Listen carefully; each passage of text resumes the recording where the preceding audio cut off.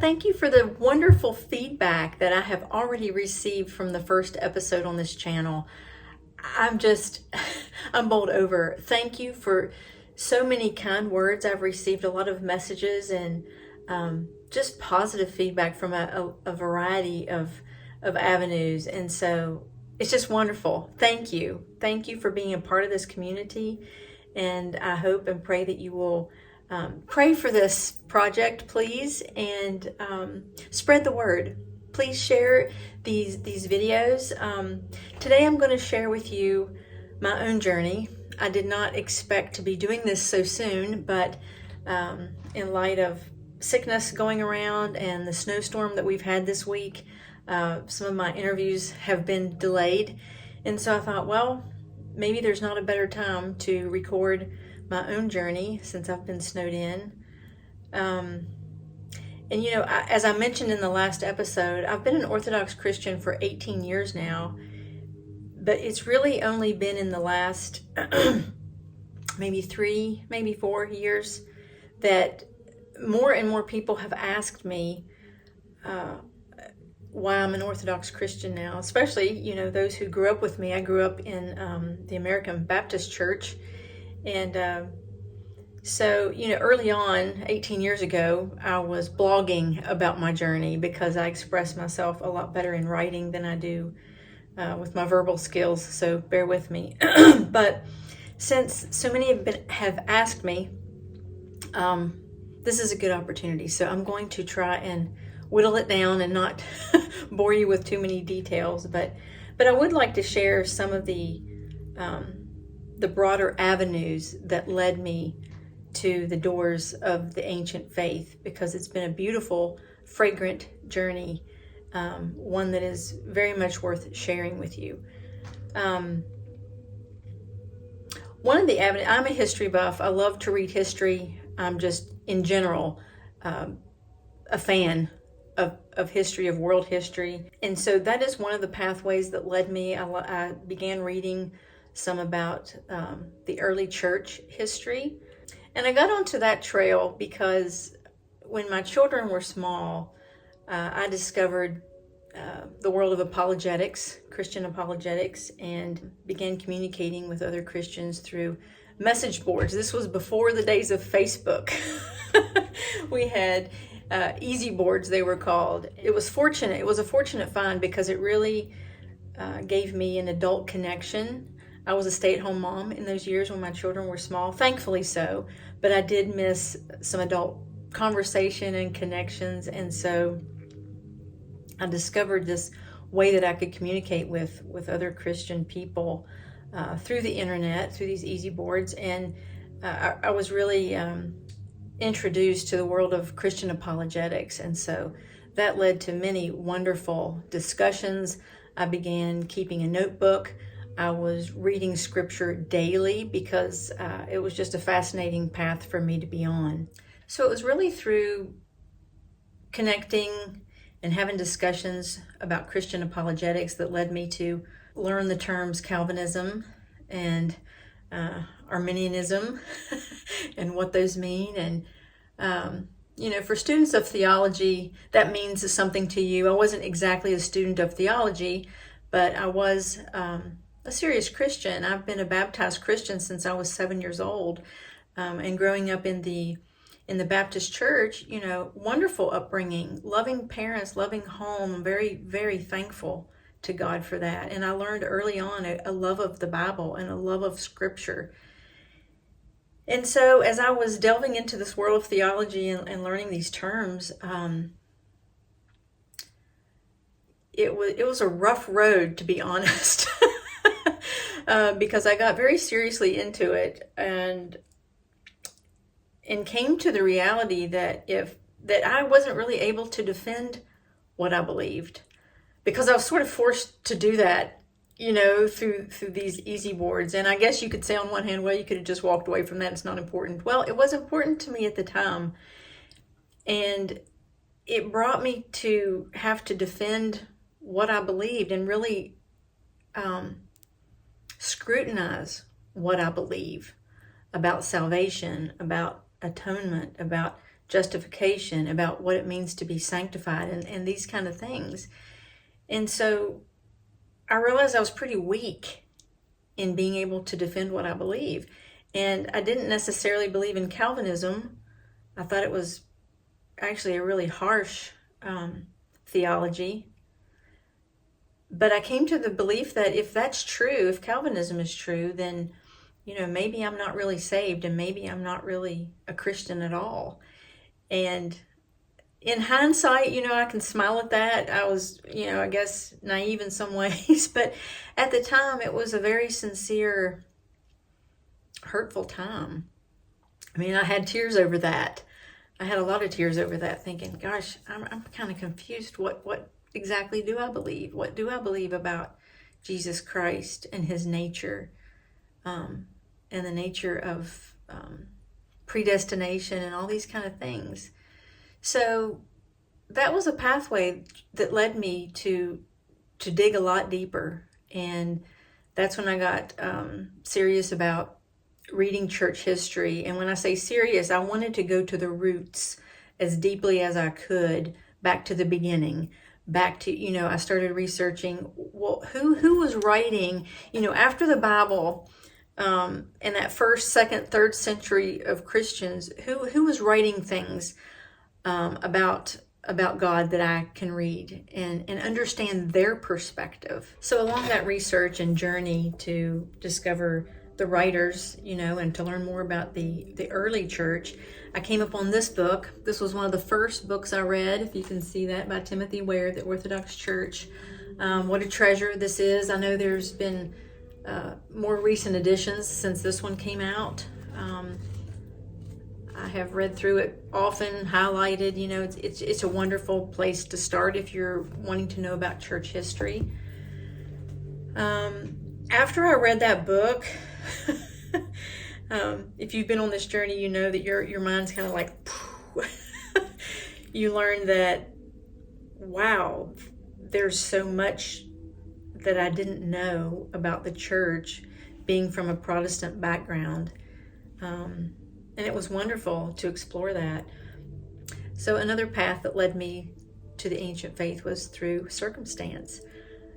We all go through difficult times in our lives, valleys, whether that's through, loss of a job, or in relationships, or losing a loved one, or something like this. Pain has a way of making you confront your heart, in a sense. And it was through one of those valleys, that I was searching for comfort. I was searching for something that I wasn't finding in my home church at the time. After I got married, and moved away, we had gone to other churches, Baptist churches, Methodist churches. We were going to a Methodist church at the time, and I wasn't finding in the church what my soul needed, I guess you could say. I guess I could put it like that. It was a small church. My children were the only children there. And so therefore that meant that I was, either me or my husband was tending our small children downstairs in a little nursery, while one of us tried to absorb something from the sermon. And it was during that time I felt frustrated. I'm sure other parents understand where I'm coming from. Sometimes you ask yourself, why am I even going to church? Because I'm not getting anything out of it. Like, I'm going and just tending my small children and trying to teach them to be quiet and be respectful, and yet I'm not getting nourished spiritually. So it was during that sort of time that was making me question what is church? What is worship? Is going to study the Bible and hear a good sermon, does that constitute worship, or does worship mean something more? So those questions began to arise in my heart because of difficult circumstances. And, it was along about this time that we were invited to a wedding. This was my first encounter with Orthodoxy. My husband and I were invited to a wedding at an Orthodox church. It was at St. George Orthodox Cathedral in Charleston, West Virginia. And to say that I was overwhelmed at that wedding ceremony is to put it very lightly. I don't have words really to describe that service. It's something that I hold right here because it was unlike anything I have ever seen in my life. It was otherworldly. It was an experience. Typically my own experience going to a wedding, you go and observe, and it is touching because you see the bride and the groom, committing themselves and saying their vows before the congregation, and that's wonderful and beautiful in itself. The Orthodox service was otherworldly in the sense that I felt ministered to in that service in a way that I can't even explain. I felt ministered to. I'm in this setting, and the church is beautiful. I mean, a lot of us are already accustomed to stained glass windows and how beautiful that is, the artwork of the church. But in the Orthodox Church, I saw for the first time these icons. I'm like, wow, I don't know really what I think about this. There's angels, and I think that's Jesus, and I think that's the Virgin Mary, and so I was sitting in wonder, looking at all the icons in the sanctuary, and then the service itself.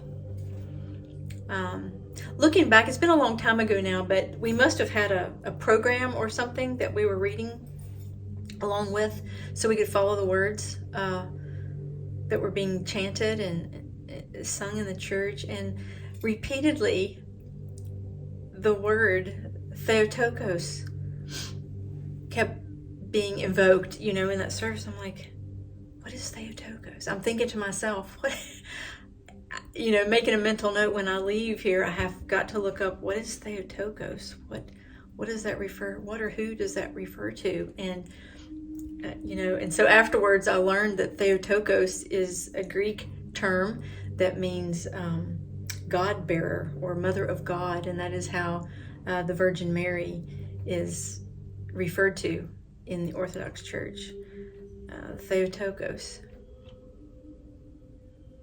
So that was my first encounter and experience of Orthodoxy. It was truly one of wonder.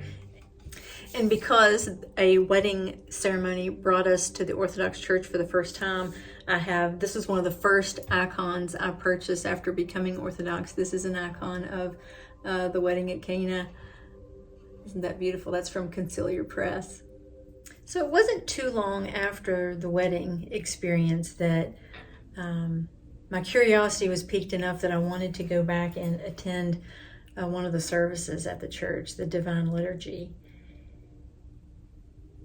And I remember those early days I would go in. It's a large congregation in Charleston, 300 or more people. And so it was easy to sort of get lost, in the congregation. And that's what I wanted. I sat in the back, and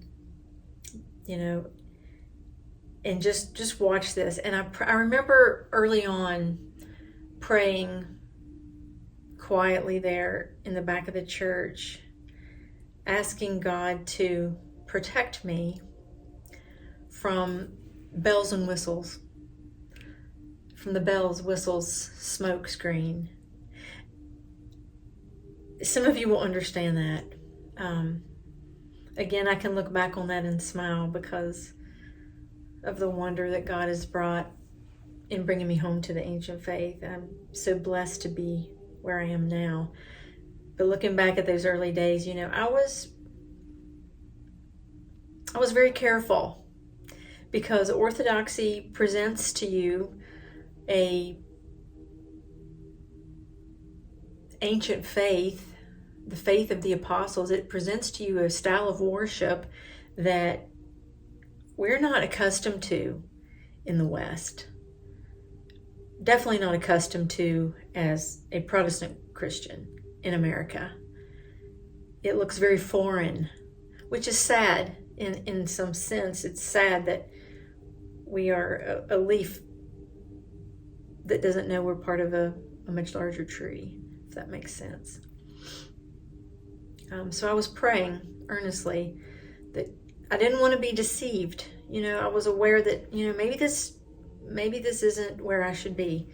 Maybe this is all ceremony and pretty trappings, and maybe there's no substance to this. Maybe it's something I should avoid altogether. And so that was my prayer, sitting in the back of the church for weeks. And I trusted God to lead me where I needed to be. And thankfully, what I gained was that it isn't just beautiful trappings on the outside. It is a beauty in the architecture of the church and in the liturgy of the church, with substance to it, that introduced me to sacredness. I had not experienced sacredness in worship like that ever. And I want to share with you, I was researching my old blog and just reading through as I was preparing to do this today. This explains it pretty well, if you don't mind me reading just this last part of an entry that I made. This path of pain and spiritual awakening slowly merged with my reading of history of the ancient Celts and the saints Columba and Patrick, and with church history. I devoured books seeking an answer to my foremost questions. How can I find peace in troubled waters? How can I be healed of emotional pain? My paradigm began to shift. The church, as I had always known it, was a resource for learning and evangelizing. And now I was looking at the church as a hospital. I wanted to be healed. I longed for true worship, whatever that meant. That left me with a peaceful heart rather than critiquing the pastor's sermon that day. I wanted to find a place where the sanctuary was regarded as a sacred space rather than a social gathering room. I wanted to get away from all distraction and worship and realize the heart of it. I wanted to be lost in prayer and thanksgiving. I wanted to receive the Lord's Supper each and every time I entered God's beautiful house. I was seeking the faith of the apostles, of St. Patrick and Columba, knowing that I would find home when I found the roots of the church. And that still speaks true to this day. My cat is visiting now a little bit. He loves to sit in here with me. This is Socks. Anyway, in closing, thank you for being here and for listening to a little bit about my journey. I hope that maybe something I've said resonates with you, or maybe speaks to some of the questions and experiences that you have. I will share that this book, Becoming Orthodox by Peter Gilquist, this was another book that I read early on, and I passed this book along to other folks that I know are interested in learning about Orthodoxy. I found it very helpful coming from a Protestant background and in understanding some of the things about the church. There's a lot more I could say, but I wanted to keep this brief and just give you an overview of my experience. Again, thank you for being part of this community. I'm just bowled over by the positive reception, and I hope that you will put your questions, maybe that you have, if you are a seeker or a catechumen, maybe you'll put some questions in the comments here. I can always, if it's something I don't know an answer to, I will try to, I'll do my best to find an answer for you. I would always direct you to a priest in your area. If you have a question about the church, you should always seek a priest at the Orthodox Church to ask serious questions to. I don't speak for the church. I can only speak as a lay person. So thanks for being here, and until next time, God bless.